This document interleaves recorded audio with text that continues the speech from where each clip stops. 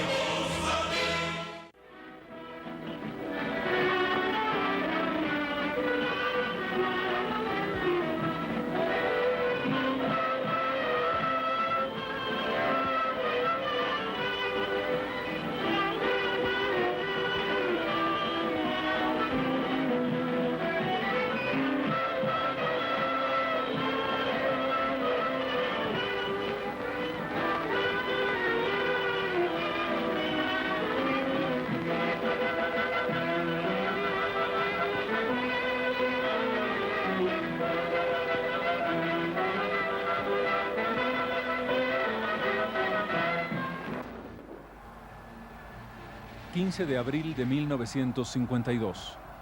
La llegada triunfal de Víctor Paz Estenssoro a la sede de gobierno marca la culminación de un proceso bélico que llevaría a un partido político y a un país a los cambios más importantes que haya vivido en su historia contemporánea. Pero esta historia tiene antecedentes, los de una nación viviendo en un estado semifeudal en circunstancias totalmente alejadas de lo que el siglo XX exigía. Este país era prácticamente una especie de campamento minero establecido sobre una economía feudal agraria, sobre una especie de hacienda. El mejor hospital de Bolivia estaba en Catavi. Este era evidentemente un país dependiente, una semicolonia explotada desde el exterior, ¿no es verdad? Ahora,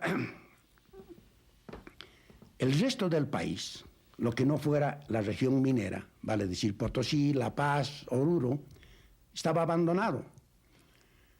No habían ferrocarriles ni caminos hacia Santa Cruz, El Beni, Opando o Tarija, porque no habían minas. Todo se había concentrado de acuerdo al interés de la explotación minera, que era un interés evidentemente semicolonial. El país creado a imagen y semejanza de los liberales, con los ojos puestos en París y Europa, prescindiendo de esa mayoría aplastante de los bolivianos quechuas y aymaras, no manejaban los conceptos esenciales de la participación. Era un país excluyente. Desde una perspectiva, los tres varones del estaño, Patiño, Jossi y Aramayo. Desde la otra, los terratenientes. Un gran vacío, la inexistencia de burguesía y de clase media, y esa base extraordinariamente importante pero olvidada y despojada, quechua y aymara, abandonada por todos, era, desde luego, el punto de partida del germen revolucionario.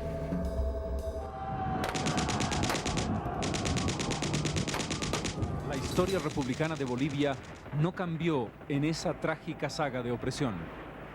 Desde el siglo XIX, con las reivindicaciones tras el despojo de las tierras por Melgarejo, hechas tanto en los Andes como en los valles, continúa con la reivindicación minera que comienza en la década de los años 20. Una sucesión de masacres y levantamientos, una sucesión de reclamos que tienen nombres y apellidos. Zárate Vilca por un lado, María Barzola por el otro. En 1942 culmina con la masacre de Catavi.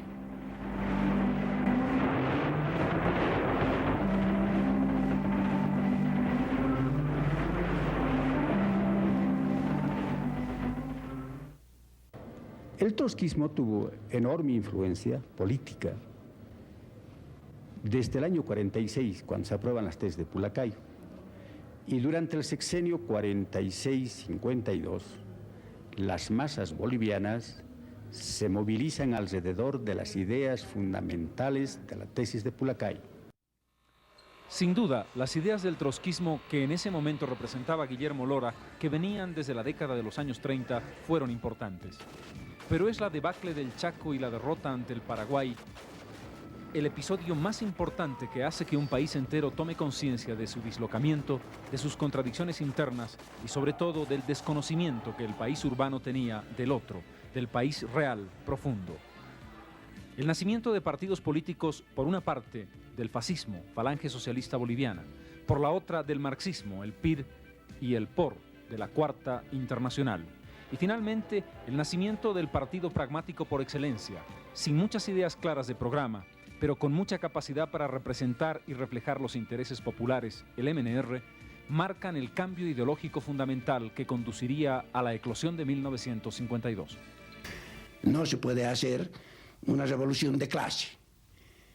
No se puede mantener el liberalismo que se ha acabado. No se puede establecer aquí la dictadura fascista. En un país de indios y mestizos era pueril. ¿Qué hacer? Entonces la respuesta era obvia. Hay que hacer la revolución nacional, que cuando era un concepto menos conocido, era mucho más acomodado a este país semicolonial. ¿Qué era el nacionalismo revolucionario?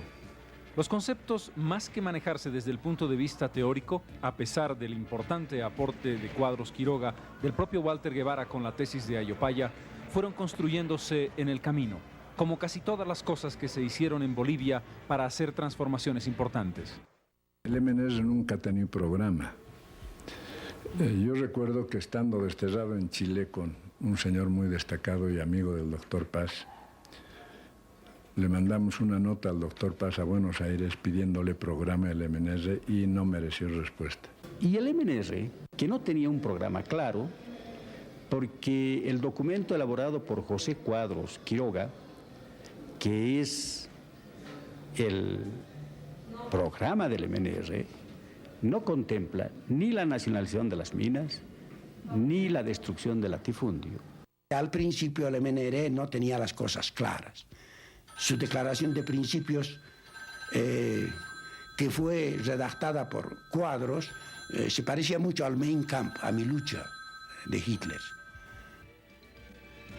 Fundado en 1942, con influencias evidentes del marxismo por un lado y del nacionalsocialismo por el otro, el MNR llega al poder en 1943 con Radepa a la cabeza de Gualberto Villarroel. Es ya el proceso inicial de lo que sería la Revolución Nacional. Son años de formación, sin embargo, y en los que todavía el viejo esquema, el viejo Estado liberal, recupera terreno y logra entre 1946 y 52 mantener la hegemonía del poder. Era, sin embargo, la agonía de una visión de país que desaparecía y naufragaba. Bolivia tenía en 1950 3 millones de habitantes, más del 70% de analfabetismo, uno de los ingresos per cápita más bajos del mundo, una situación económica que dependía casi totalmente de las exportaciones mineras, más del 80%. A pesar de ello, era capaz de autoabastecerse, producción fundamental del altiplano y los llanos en lo que hace a la cuestión alimentaria. No tenía vinculación alguna entre Occidente y Oriente. La ciudad de Santa Cruz era apenas un villorrio de menos de 40.000 habitantes. El país seguía girando, como todo lo que había pasado en su historia, alrededor de su fuerza minera en los Andes, a más de 4.000 metros de altura. Más del 80% de la población vivía en las zonas rurales y más del 80% vivía también en la zona de Occidente. Esa era la nación que había que cambiar radicalmente para insertar en el siglo XX. Y a la guerra le siguieron unos 15 años, de 1936 a 1952, unos años sumamente confusos. En primer lugar, la oligarquía liberal estaba en franca decadencia. Habían muerto los grandes líderes del liberalismo boliviano. Montes, Salamanca, Saavedra, Escalier, toda esa gente que construyó la ideología y la realidad política de esos años había desaparecido. Quedaban hombres en segundo lugar, de segunda categoría. Eso era lo que quedaba del liberalismo traído de Europa, era un liberalismo en decadencia. Pero después de la contrarrevolución, los obreros instintivamente se daban cuenta que venía la restauración, que la rosca en el poder iba a pasar con todas las conquistas. Defienden a Villarroel, le atribuyen una serie de virtudes revolucionarias. Creen que Villarroel era el abanderado de la revolución proletaria. Se creó una confusión ideológica en las masas que está demostrando que hasta ahí llegó la evolución de su conciencia. En definitiva, el problema a resolver era qué partido político sería capaz de encaramarse con la historia y conducirla. Allí estaba el marxismo, allí estaba el trotskismo, también las tendencias fascistas de influencia europea, sobre todo italiana y española. En el camino quedó el PIR. Las confusiones de la historia universal llevaron al PIR a aliarse a la rosca para derrocar a Villarroel. La alianza coyuntural entre los Estados Unidos y la Unión Soviética para derrotar al fascismo llevaron también a esa exigencia desde Moscú para que el PIR se aliara con la rosca para derrocar a Villarroel, tildado de fascista en esos años. El resultado fue que un solo partido político, en el proceso sobre todo entre 1946 y 52, el movimiento nacionalista revolucionario, pudiera asumir ese papel protagónico y establecer, con el concepto del policlasismo, la relación directa que se necesitaba para hacer que, como una dinamita, pudiese estallar un concepto distinto, que no fuera ni marxista ni tampoco fascista, que pudiera definir algunos conceptos básicos, entre ellos el Estado poderoso capaz de controlar su economía. El enemigo, en el caso boliviano, no eran ni los Estados Unidos ni el Reino Unido. El enemigo tenía nombre y apellido. Eran Jóchitl, Patiño y Aramayo. Eran los terratenientes que tenían gigantescos latifundios en el altiplano y los valles. Contra ellos se tenía que estrellar, y en efecto se estrelló, todo el discurso que iba a subvertir el orden establecido hasta entonces. Bolivia, en 1951, asiste al último proceso electoral del Ancien Régime. Sería la última vez que aquellos hombres que sabían leer, aquellos hombres que tenían propiedades, que eran considerados y reconocidos como ciudadanos, votaran en esa democracia excluyente. Ni las mujeres, ni los analfabetos, ni quienes no tuvieran rentas podían decidir quién sería su presidente. A pesar de ello, el poder establecido no se dio cuenta del crecimiento del movimiento nacionalista revolucionario. En esas elecciones, el binomio Paz Estenssoro-Siles Suazo derrotó al candidato Gabriel González del oficialismo por algo más de 8.000 votos. Con cerca de 50.000 votos en su haber, Víctor Paz Estenssoro se consagró ganador por mayoría relativa. Cundió el pánico. El presidente Mamerto Urreolagoitia se negó en redondo a entregarle el poder a los revolucionarios. Las sectas revolucionarias, Movimiento Nacionalista y RAREPA, sino grupos minoritarios, repudiados por el país, de ambiciosos y de violentos.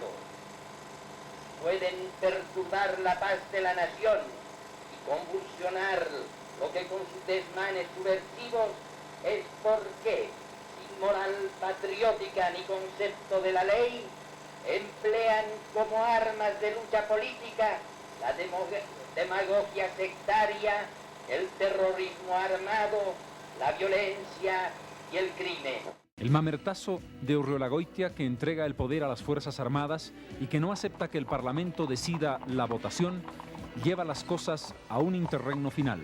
El presidente Hugo Vallivian Rojas tiene el triste papel de dejar finalmente el camino y las puertas abiertas a la eclosión popular. Sobre 3 millones de habitantes, los presidentes eran elegidos con 40, 50 mil votos. Esa era también la realidad. Pocos sospechaban entonces que Bolivia estaba en los umbrales del cambio más importante de toda su historia republicana. Por primera y única vez se iba a producir una revolución que cambiaría las estructuras de manera irreversible. La fragua estaba lista para dar su resultado. El Estado creado en 1880 agonizaba y comenzaba un proceso que iba a tener consecuencias de largo plazo en la historia del país.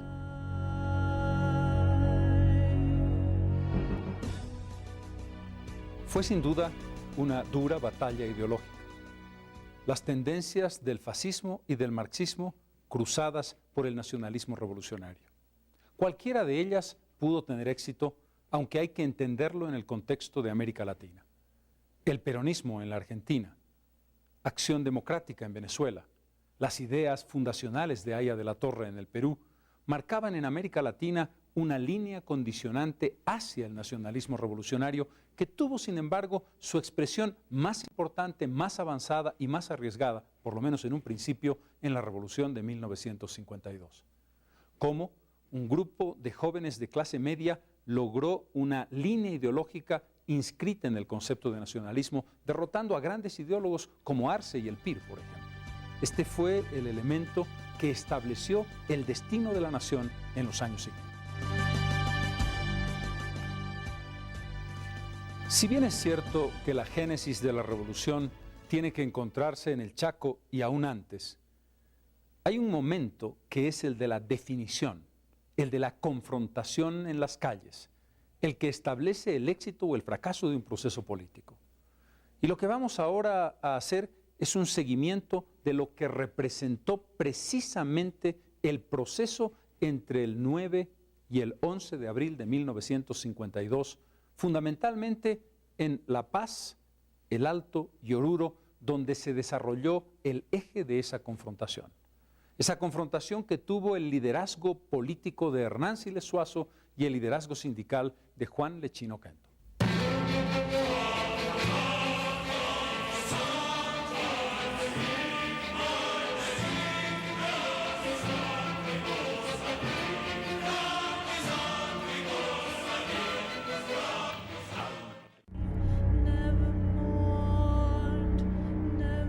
No hemos alcanzado todavía la plenitud nacional, porque no hemos logrado constituir Estado nacional.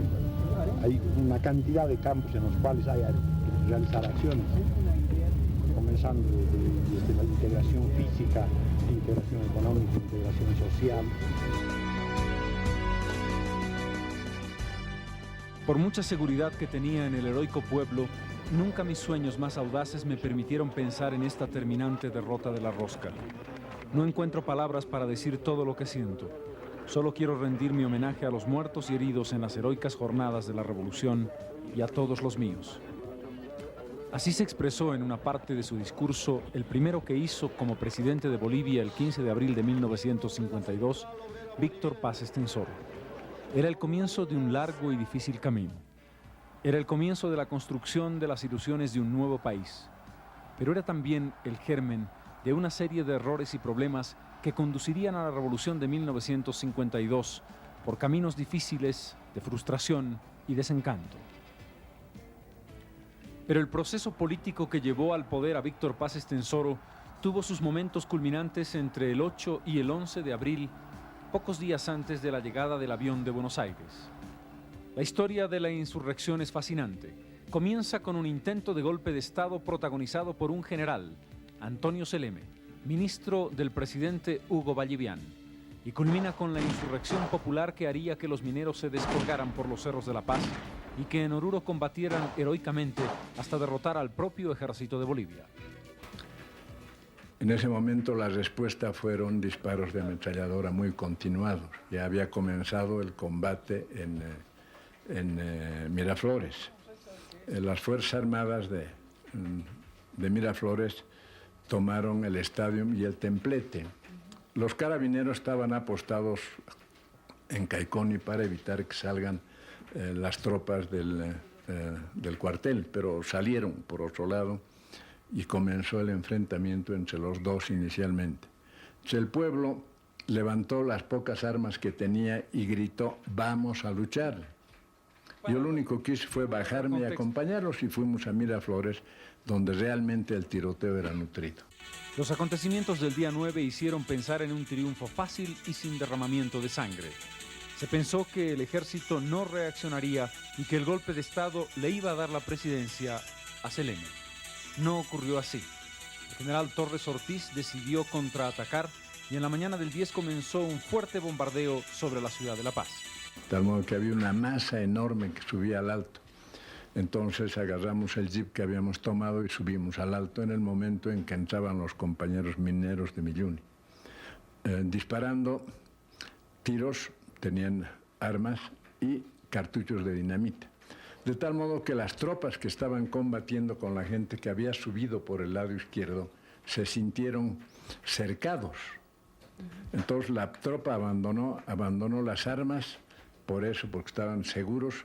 En esa época pues no había diferencia, nadie podía decir la diferencia entre un cartucho de dinamita y una bomba.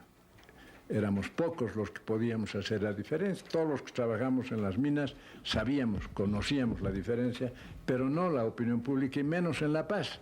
De tal modo que la tropa creyó que estaba cercada y que había artillería detrás de ellos. La participación genuinamente popular transformó lo que parecía una derrota inminente en un triunfo revolucionario. El día 11 de abril se firmaba el famoso Pacto de Laja entre el jefe revolucionario Hernán Siles Zuazo y el general derrotado Torres Ortiz. Allí llegaba a su final la etapa bélica para comenzar la organización de lo que sería el nuevo gobierno.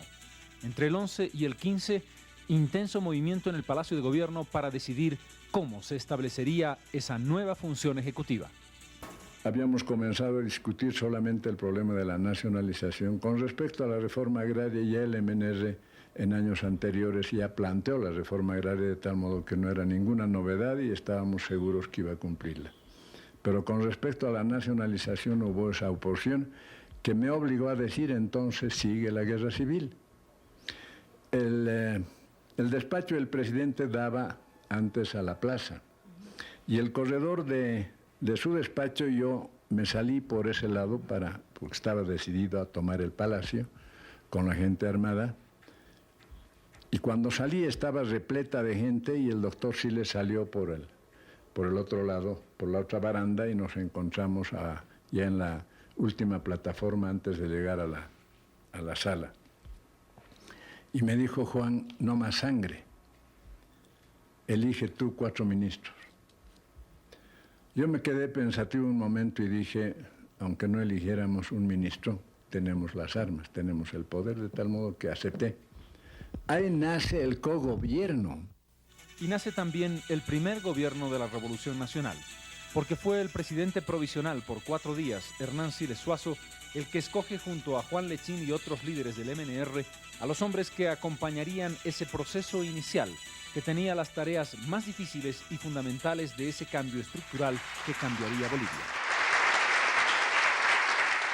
Así la heroica revolución boliviana tuvo que sufrir el hondo drama de los días 9, 10 y 11 de abril de 1952.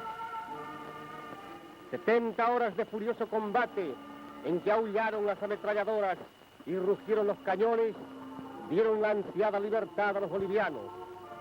Grupo de guerrilleros comandados por Hernán Siles Zuazo, el valeroso y noble capitán de la epopeya, abatieron para siempre una oprobiosa esclavitud. Muertos y heridos inundaron hospitales y centros de asistencia. Como saldo del odio de la rosca, quedan más de 3.000 cruces como centinelas del espíritu boliviano y más de 2.000 llagas que permanecen celosas y vigilantes de su revolución. El jefe de la revolución, doctor Hernán Siles Zuazo, constituido el nuevo gobierno, dijo: he empuñado el fusil en esta gesta heroica y como vicepresidente constitucional asumo el mando a nombre del pueblo para entregarlo al doctor Víctor Paz Estenssoro, presidente electo.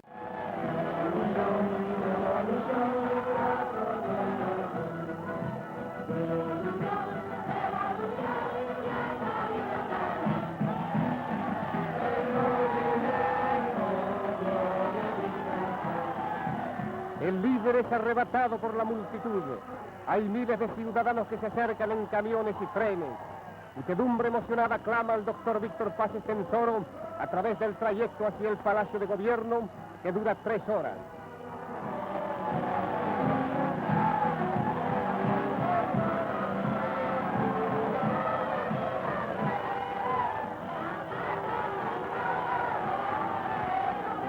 Hombres, mujeres y niños agitan banderas en un gesto compacto de júbilo. El espectáculo es maravilloso. Hay más de 200.000 personas esperando en la Plaza Murillo y las calles adyacentes, vitoreando frenéticas al gran líder de la revolución.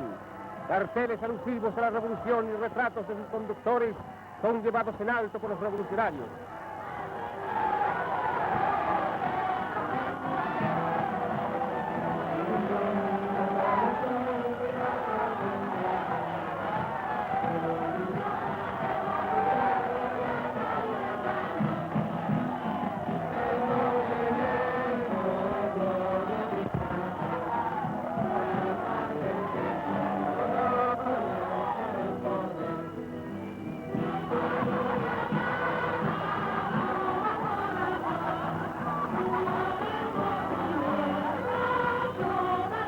El vicepresidente de la República, doctor Hernán Siles Suazo, al tomar juramento al doctor Víctor Paz Estenssoro, dijo: hasta este momento hemos obrado como mortales. De aquí en adelante que Dios nos ilumine. El presidente constitucional manifestó: mi gobierno pondrá toda la fuerza que le otorga la ley en defensa de las clases trabajadoras del país, porque estas constituyen la razón del ser del movimiento nacionalista revolucionario. Nos han dejado un país exterminado y con una situación económica que es caótica. Pero forjaremos un resurgimiento porque llegamos al poder no por ambiciones personales, sino para servir al pueblo.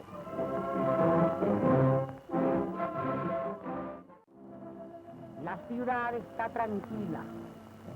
Vuelve la vida normal a matizar sus hermosas calles y sus blancos edificios. La tragedia no es más que un macabro sueño. El nombre de esta ciudad en estos momentos es un símbolo: la paz.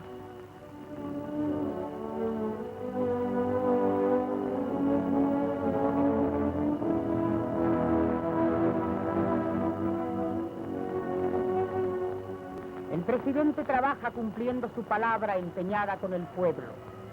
Cambia ideas, estudia y se esfuerza con sus colaboradores para solucionar los grandes problemas de nuestra existencia. La nación está dada a sus conductores. La esperanza florece.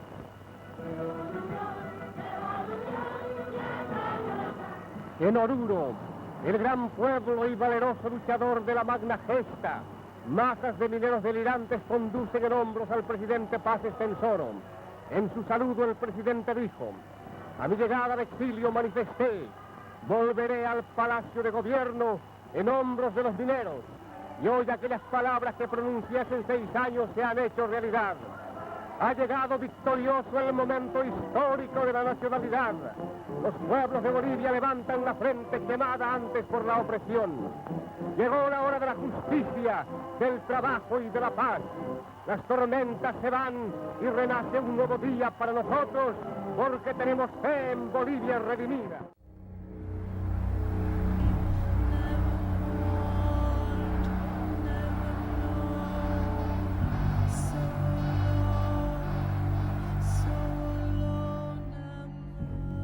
Las impresionantes imágenes documentales que acabamos de ver, pero sobre todo ese eufórico audio que era una elegía preparada por el propio MNR en esos días triunfales de la llegada de Paz Estenssoro, retratan magníficamente el clima que estaba viviendo Bolivia. El documental es Bolivia se libera, y lo hizo el Instituto Cinematográfico Boliviano, que ha dejado un testimonio tan extraordinario que nos ha sido tan útil en el recuento de esta historia. Pero si ese era el espíritu, si ese era el clima y la esperanza, la gigantesca esperanza que había despertado el MNR, Paz Estenssoro y Siles Suazo, la historia y su desarrollo tendría otros elementos que vale la pena tomar en consideración. Pero había que sentir la electricidad de ese tiempo y recuperar ese espacio documental para entenderlo. Como bien retrataba Walter Guevara Arce, el nacionalismo revolucionario y los gobiernos de la revolución desarrollaron progresivamente la línea ideológica que establecería un destino y una construcción, la visión concreta del Estado que hoy llamamos el Estado Revolucionario de 1952. Intentemos hacer un seguimiento de las principales medidas que llevó adelante el MNR y los gobiernos revolucionarios, a la vez que sus contradicciones, sus problemas, sus errores y sus insuficiencias. En suma, busquemos el desentrañamiento de esas luces y sombras de este momento de la historia de los que hablábamos al comenzar el programa.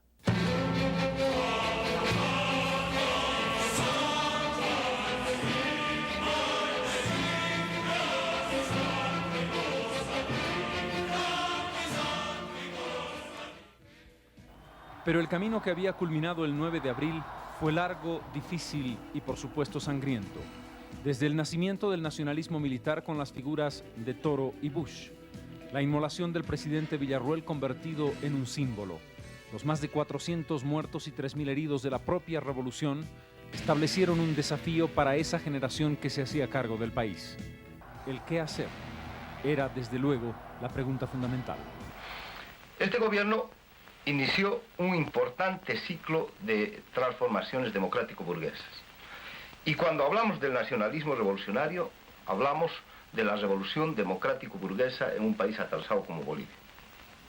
Ellos intentaron todas las tareas que son clásicas de las revoluciones burguesas: la integración territorial, la democratización económica, la democratización política, la vertebración de un Estado moderno, etc. Una vez que las estructuras económicas y sociales del pasado han sido cambiadas de una manera dialéctica, de nuevo surge la pregunta, ¿y ahora qué? Entonces ahí viene la respuesta de qué es la Revolución Nacional cuando ha llegado al gobierno y ha operado los cambios estructurales. ¿Qué hace? Entonces la Revolución Nacional se convierte casi en una o dos palabras. Por un lado, desarrollo, por el otro, diversificación. Y está en el gobierno. ¿Qué va a hacer ahora en adelante? Ya no puede seguir destruyendo lo que ha destruido. Tiene que crear. ¿Crear qué? Desarrollar el país. Producir lo que este país no producía pudiendo producir. Pero ¿qué había representado realmente el cambio de estructuras fundamentales? El dislocamiento de la sociedad. Primero, el desplazamiento de una clase por otra. Los varones del estaño y los terratenientes sustituidos por una clase media en surgimiento y el intento de la creación de una nueva burguesía. Para ello, el proceso político había sido fulminante. El 17 de abril se crea la Central Obrera Boliviana, un conglomerado que por primera vez establece la representación genuina de todo el conjunto de los trabajadores de Bolivia. Estos tienen además el cogobierno, algo absolutamente inédito en América Latina. Más aún, tienen el derecho a veto dentro de las empresas del Estado y en particular de la Comibol. Era algo que no se había conocido. Conscientes de su alto valor dentro de las clases trabajadoras, los mineros constituyen una doble fuerza dentro de la revolución. El sostén económico de un pueblo sometido a las contingencias de la monoproducción y la constitución de un ejército obrero dispuesto a defender las ventajas sindicales obtenidas en la nueva lucha revolucionaria de la que forman parte activa. El ejército es desmantelado o cuando menos durante un año se cierra el colegio militar. Luego el propio presidente Paz se vería obligado a su reapertura para establecer un equilibrio de poder entre el sector obrero y el sector intelectual del movimiento nacionalista revolucionario. Sobre esa estructura surgen tres medidas que cronológicamente avanzan así. El 21 de julio de 1952, recordando la muerte de Villarroel, el presidente Paz dicta el decreto del voto universal, una de las conquistas fundamentales de la inserción democrática y popular de Bolivia. Más allá de cómo se usó ese voto, es desde luego un logro básico.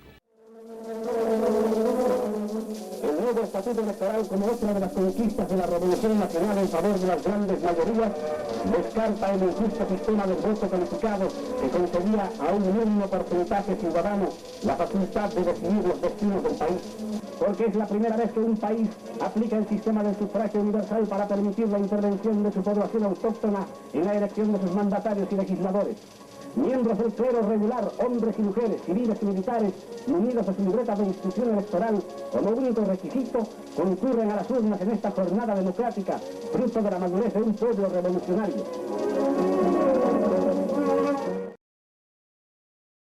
El 31 de octubre de ese mismo año, la nacionalización de las minas. Todo el poder para el Estado, parece decir ese decreto. El presidente Paz Estenssoro proclama la independencia económica de Bolivia diciendo: hemos cerrado victoriosamente un capítulo heroico de la larga y dolorosa historia del esfuerzo nacional. La pérdida de miles de vidas habría sido inútil si no cumpliésemos ahora con la voluntad del pueblo, nacionalizar las minas. De ese modo, el Estado boliviano se hacía propietario del sistema productivo de más del 80% de las exportaciones mineras del país. Comenzaba así el capitalismo de Estado. El Estado productor controlaba los recursos naturales y los manejaba directamente. Y finalmente, el 2 de agosto de 1953, la reforma agraria, el punto más alto del cambio político y la inserción social de una comunidad hasta entonces desplazada de las acciones del país. Cuando se iza la bandera de la patria, la emoción prende con más fuerza en estos hombres, para los cuales nace hoy una esperanza. Bajo una tensa emoción en la verde inmensidad del valle calcinado, se da lectura al decreto de reforma agraria. Ha llegado el momento culminante. Esta firma, estampada bajo la serenidad del cielo iluminado por la claridad del día, elimina el latifundio y anuncia una nueva aurora para los campesinos.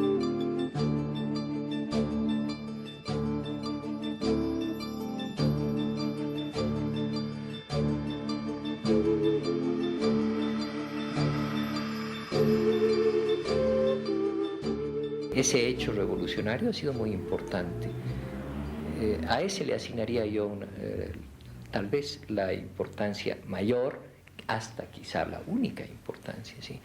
Porque los otros hechos revolucionarios, bueno, la nacionalización de las minas, desde un punto de vista económico, técnico, de la ingeniería, del manejo de las empresas, la nacionalización de las minas no debía ejecutarse. Solamente se podría hacer desde un punto de vista político. Y así fue. El desastre apareció muy pronto. El voto universal, pues el voto universal no necesita de una revolución. El voto universal existe en todas partes hoy día. Decimos el MNR viene al 52 con traje prestado y que él es muy grande. Pero deforma el programa, eso hay que tomar en cuenta. Deforma el programa. Porque si no, tendríamos que llegar a la conclusión de que las consignas revolucionarias puede cumplir un partido burgués. No, pues. No. Les vacía de contenido revolucionario. Toma la frase. No. Reforma agraria, liquidación del gamonalismo, son frases, no son realidades. ¿No? Y el MNR fracasa en este su empeño. Se liberó a los campesinos, lo cual quiere decir que se cambió la estructura económica de la economía agraria, de una economía feudal, del pongueaje, de la servidumbre, al minifundio. Se dio la tierra a los campesinos, pero el minifundio fue un error porque es tan malo como el latifundio para producir. Lo que tendría que haber hecho eran grandes cooperativas, manteniendo las unidades de producción que eran las haciendas y entregándolas a la cooperativa respectiva. El gran error en el campo de la economía minera fue haber utilizado la Comibol como una empresa para producir popularidad más que para producir minerales. Pero no se podía pensar en la democratización de una sociedad y en la inserción de las mayorías solamente a través de la devolución de la tierra. La reforma educativa de 1955 fue un salto gigantesco para que los indígenas y el mundo rural pudiesen entrar de manera universal en la educación primaria y acceder luego a la secundaria y a la educación superior. Esto permitió en pocas décadas que indígenas, quechuas y aymaras, marginados secularmente, pudieran formarse y tener su propia concepción y pensamiento sobre el mundo. El principal anhelo es la educación. Saben que solo a través de la escuela conseguirán la superación total. Alrededor de la construcción de la escuela se reúne la familia campesina en un afán colectivo. Mientras sus hijos leen en las aulas que ya van quedando estrechas, los padres levantan nuevos pabellones para dar cabida a los nuevos.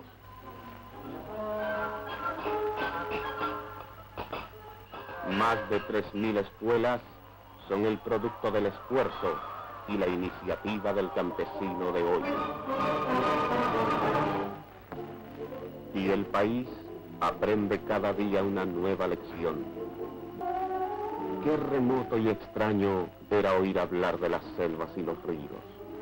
Las nuevas generaciones son testigos del esfuerzo por conseguir la integración territorial y humana del país.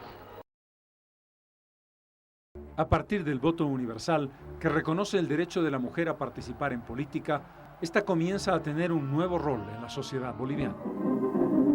La valerosa mujer boliviana está representada por estas mujeres del pueblo paceño, conscientes del deber que tienen frente al momento que vive Bolivia. Con sus errores y aciertos, la revolución se condujo hacia un proceso de cambio en cuanto a la producción económica. Primero, la integración del Oriente.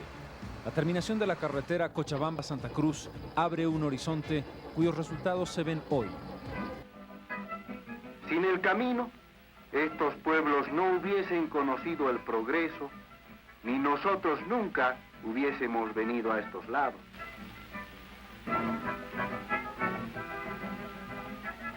Ahora sí que tienen por venir estas regiones.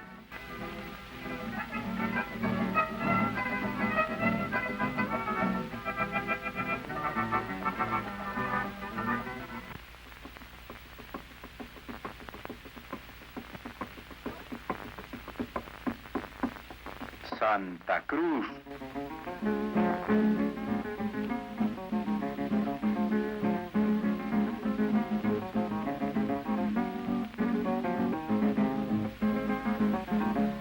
¿Quién ha dicho que los cambas no nos quieren? Sin conocerlo lo tratan bien aún.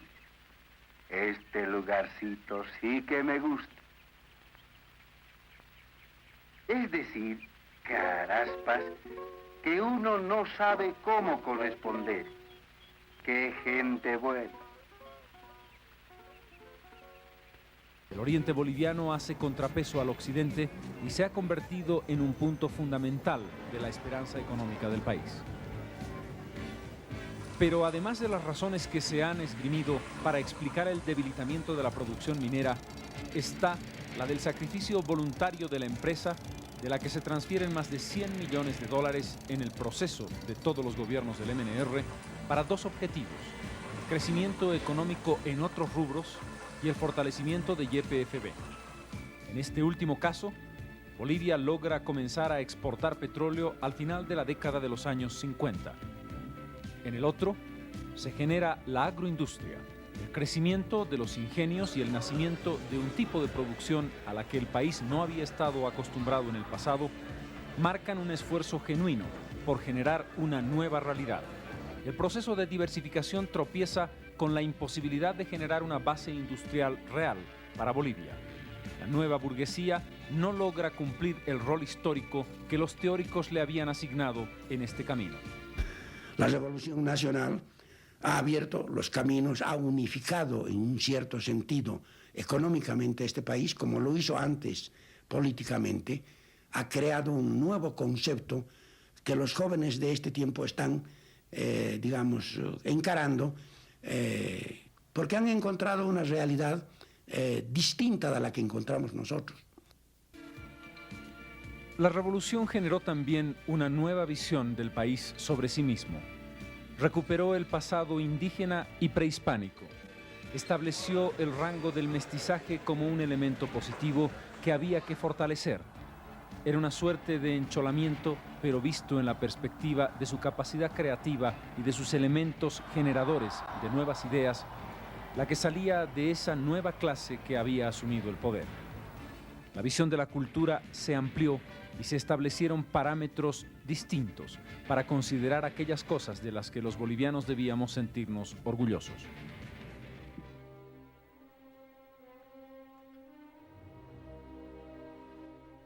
Los dramáticos cambios llevados a efecto por el presidente Paz Estenssoro en su primer gobierno dejaron como saldo un proceso de inflación extremadamente alto que tuvo que ser enfrentado luego por el presidente Siles Zuazo. La corrupción hizo pronto presa de ese gobierno y de esa joven generación. Los cuperos, los procesos que la especulación determina cuando hay hiperinflación, los negociados en diversos niveles, establecieron una pérdida de moral y una pérdida de valores que ablandaron al proceso revolucionario. La tarea que tuvieron que realizar posteriormente a 1956 estuvo vinculada a la estabilización económica a cargo del doctor Hernán Siles Zuazo y al intento de institucionalización del proceso revolucionario del doctor Paz Estenssoro. Pero allí hubo también un error muy grave. El presidente Paz Estenssoro creyó que la revolución era él. La insistencia en continuar en el mando en 1964 precipitó la caída de un régimen que estaba ya profundamente debilitado.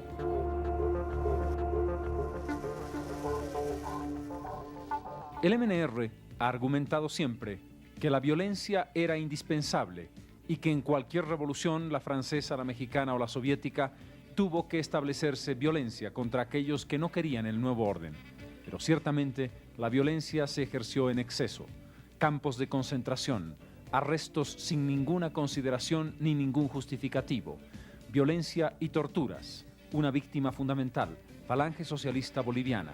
Ocurrieron casos al principio todavía de responsabilidad del MNR, mía por ejemplo, como la creación de campos de concentración en las minas.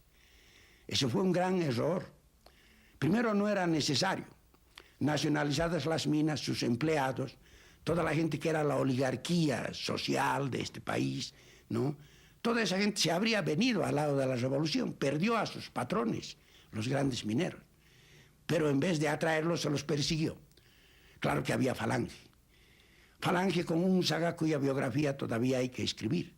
Unzaga era una especie de santo de la Edad Media, un hombre de un profundo apasionamiento, de un profundo fanatismo, de una gran honestidad y con una fuerza extraordinaria para arrastrar a los muchachos, a la gente joven, a la hoguera.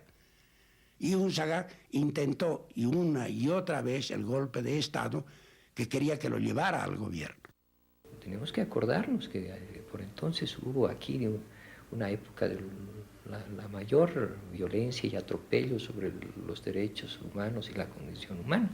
El país ha tenido campos de concentración, persecución, asalto, crimen, depredación, que es innegable. El proceso revolucionario se encaminó, sin embargo, por la vía formal de la democracia. René Zavaleta preguntaba: nunca comprenderé por qué el MNR, que fue capaz de seducir a las masas, luego las corrompía a través del voto. El fraude electoral fue una moneda corriente, no porque el MNR no pudiera ganar, sino porque quería hacerlo de manera aplastante para no tener contraste en el Parlamento. Fue un tránsito difícil. El país no había aprendido todavía lo que significaba la tolerancia y la posibilidad de hacer que gobierno y oposición pudieran enriquecer en el diálogo el propio crecimiento nacional.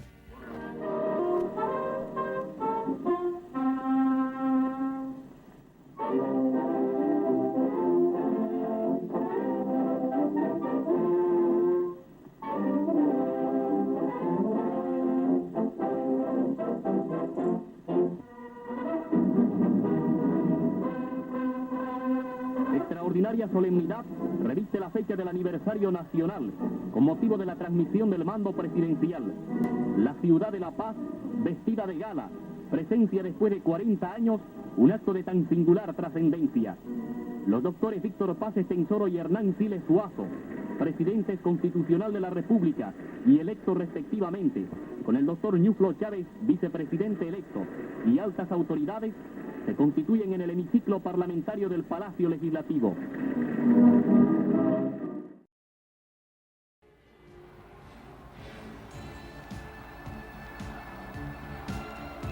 Los jóvenes que frisando los 40 años asumieron el mando de la nación en 1952 y gobernaron ininterrumpidamente hasta 1964, cumplieron sin duda importantes tareas de transformación, tareas que les tocó cumplir en ese momento histórico, algunas de ellas con éxito, con una visión de transformar al país y hacerle dar un salto cualitativo que era indispensable. Otros se quedaron en el camino como ideas no resueltas.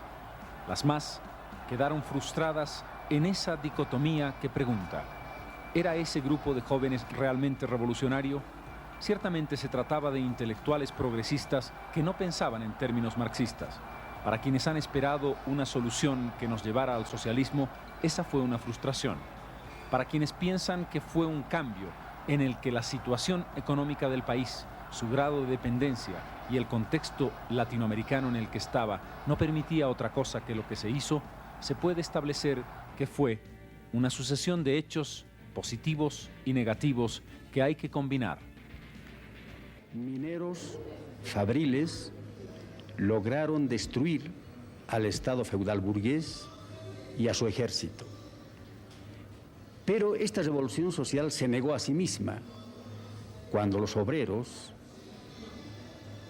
entregaron el poder que habían conquistado al MNR, que, como la historia demuestra, es el partido de la burguesía, del capitalismo. Esa es la paradoja de la revolución boliviana. Por eso se puede decir que abril del 52 es el febrero boliviano, que todavía espera su octubre. Pero esos procesos los realizan los países de todas maneras, sin revolución. Si bien aquellos varones del estaño tenían el dominio casi absoluto del país, tal vez la sustitución de ese dominio por el dominio político de un partido que produjo de inmediato una catástrofe económica en el país, porque cayó la producción, Bolivia perdió todo eso de lo que se habla ahora. Bolivia dejó de ser eso que se llama un sujeto de confianza, de crédito. Ha debido hacerle mucho daño en su momento a este país, ¿no? Y bueno, pues cambiamos a unos dueños por otros, cuáles eran peores en su momento. En esa época la gente no sabe que los campesinos no podían pasar por la plaza, por ejemplo.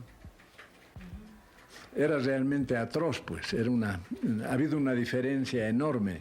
Lo que pasa es que los escritores de la revolución que pudieron haber escrito todas esas escenas de cambio fundamental en las relaciones personales del país, del pueblo, mostrarían a la juventud de hoy día lo que fue el periodo antes del 9 de abril y lo que fue el periodo posterior al 9 de abril.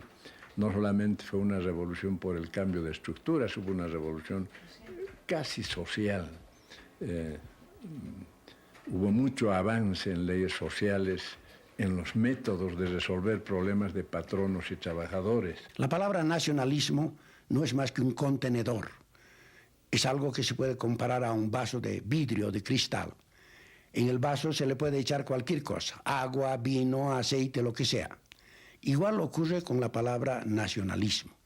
Hitler era nacionalista, su partido se llamaba el Partido Nacional Socialista. Franco era nacionalista, los militares argentinos o Pinochet son nacionalistas. Entonces ahí viene la palabra revolucionario que introduce el concepto dialéctico. Vale decir, el cambio es no solo posible, sino inevitable. Hay que cambiar las estructuras económicas y sociales, hay que hacer una revolución. De ahí viene el concepto de nacionalismo revolucionario.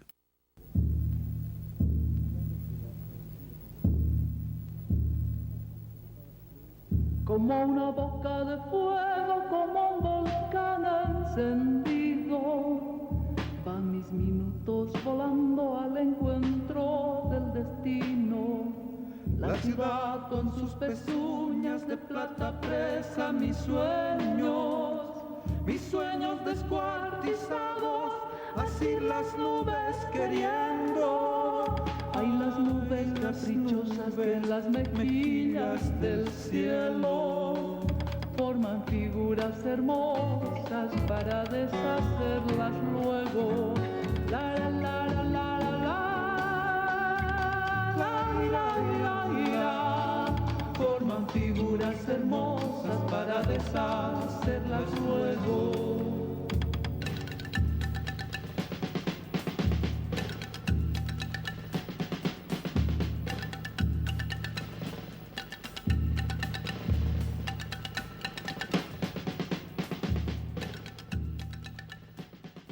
Las visiones encontradas, los elementos emocionales, han acompañado a lo largo de muchísimos años el juicio sobre ese momento de nuestra historia.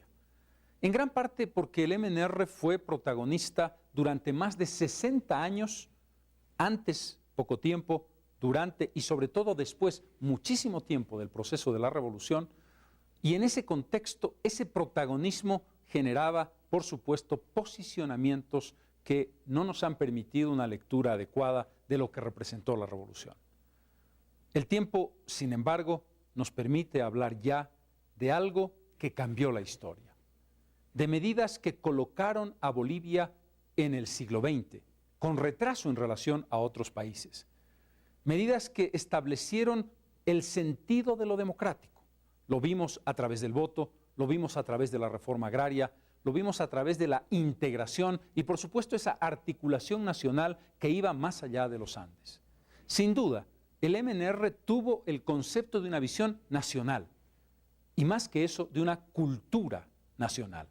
Una cultura que establecía una forma de vernos a nosotros mismos y de sentir una vinculación de seguridad con nuestra identidad del pasado.